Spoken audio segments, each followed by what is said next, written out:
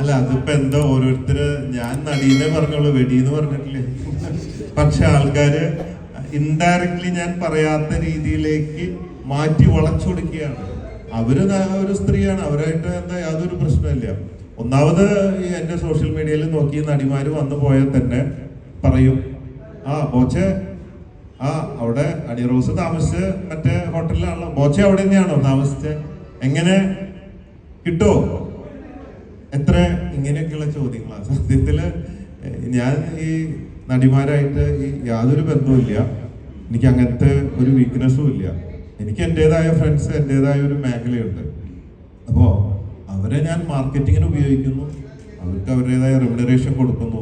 മാത്രമല്ല അങ്ങനെ ഒരു ചിന്തയുണ്ട്, ഈ നടിമാരൊക്കെ പ്രശ്നക്കാരാണ്, എല്ലാവർക്കും ഇങ്ങനെ കിട്ടുന്നുള്ള പോലെ ഒരു ചിന്ത, അതൊക്കെ തെറ്റാണ്. ശരിക്കും പറഞ്ഞാൽ അവർക്ക് അവരുടേതായ മാന്യതയും കാര്യങ്ങളുണ്ട്, അവർക്ക് അവരുടേതായ പ്രൊഫഷനുണ്ട്, അവരുടേതായ വരുമാനമുണ്ട്, കാര്യങ്ങളുണ്ട്. അല്ലാതെ ഈ വക പരിപാടിയായിട്ട് നടക്കാവുന്നൊരു എപ്പോഴെങ്കിലും ആരെങ്കിലും എവിടെയെങ്കിലുമൊക്കെ എന്തെങ്കിലും സംഭവിച്ചിട്ടുണ്ടാവും. പക്ഷെ എൻ്റെ അറിവില് ഈ പറയുന്ന പോലെയുള്ള ഒരു ചിന്തയല്ല, ഒരു തെറ്റിദ്ധാരണകൾ പലതും ഉണ്ടാവും. അങ്ങനെയൊക്കെയാണ്. ഈ പറഞ്ഞ പോലെ കുന്തി ദേവിയാവും ഉദ്ദേശിച്ചത്.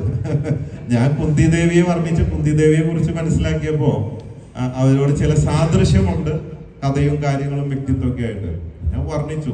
പിന്നെ എന്താ പറയാ, ഈ വാക്കുകൾ കണ്ടുപിടിച്ചത് ഞാനല്ലല്ലോ, അക്ഷരങ്ങളൊന്നും. അക്ഷരം നമ്മൾ പഠിക്കുമ്പോൾ നിങ്ങളൊക്കെ അല്ലേ വാക്യത്തിൽ പ്രയോഗിക്കുക, അങ്ങനെ എഴുതുക, അങ്ങനെ തിരിച്ചെഴുതുക, കൂട്ടി എഴുതുക, ഇതൊക്കെ നമ്മളെ പഠിപ്പിച്ചതാണ്. അപ്പൊ ഇതില് മോശമായി തമാശ പോലെ എടുക്കണമെങ്കിൽ അങ്ങനെ എടുക്കാം. കുന്തി ദേവി എന്ന് പറഞ്ഞ ഒരു ഉണ്ടല്ലോ, അങ്ങനെ ഉണ്ടല്ലോ, ശരിക്കും അങ്ങനെ എടുക്കാം, ഇങ്ങനെ എടുക്കാം. അപ്പോൾ ഓപ്ഷൻ ഉണ്ട്. ഞാൻ എൻ്റെ സ്റ്റാർ ജെമിനിയാണ്. ജെമിനി എന്ന് പറയുമ്പോൾ ഡ്യുവൽ ക്യാരക്ടറാണ്. ഇന്നത്തെ മൂഡല്ല നാളത്തെ മൂഡ്, ഡിഫറെന്റ് റോളിൽ പോയിക്കൊണ്ടിരിക്കുന്നതാണ്. അപ്പോൾ രണ്ട് ഓപ്ഷൻ ഉണ്ട് എന്നില്ല.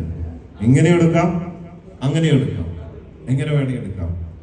ചിരിക്കാൻ താല്പര്യമുള്ളവർ, കൂളാവുന്നവർ, ലൈഫ് എൻജോയ് ചെയ്യാൻ ആഗ്രഹിക്കുന്നവർ, എന്റർടൈൻമെന്റ് ആഗ്രഹിക്കുന്നവർക്കൊക്കെ അങ്ങനെ എടുക്കാം. സീരിയസ് ആയിട്ടുള്ളവർക്കൊക്കെ മറ്റേ അർത്ഥത്തിൽ എടുക്കാം. എന്നെ ചീത്ത പറയാം, ഒരുപാട് പേര് അപ്രിഷിയേറ്റ് ചെയ്യുന്ന, എൻജോയ് ചെയ്യുന്ന എൻ്റെ വീഡിയോ എത്രയോ ലക്ഷക്കണക്കിന് ആൾക്കാർ. ഇപ്പം ഇന്നലെ ഒരു വീഡിയോ ഇട്ടത് ഇന്ന് 30 ലക്ഷത്തോളമായി. ഒക്കെ പോസിറ്റീവാണ്. ഒരു 10 പേര് അവിടെ നെഗറ്റീവ് ഇട്ടിട്ടുണ്ട്. അത് അവര് ഫേമസ് ആവാനാവാം, അല്ലെങ്കിൽ അവര് പുണ്യാളന്മാരായതുകൊണ്ടാവാം, പല ഓപ്ഷൻസ് ഉണ്ട്. അപ്പോൾ ഞാൻ എൻ്റെ അപ്പനുണ്ടായതല്ലേ, എനിക്കറിയുന്നതല്ലേ എനിക്ക് ചെയ്യാൻ പറ്റുള്ളൂ.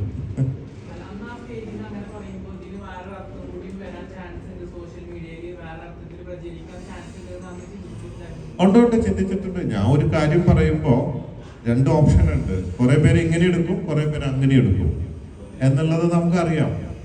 എന്നോർത്തിട്ട് ഇപ്പൊ നമ്മള് സിനിമ വരുമ്പോ കണ്ടിട്ടില്ലേ, തമാശ പടങ്ങളുണ്ട്.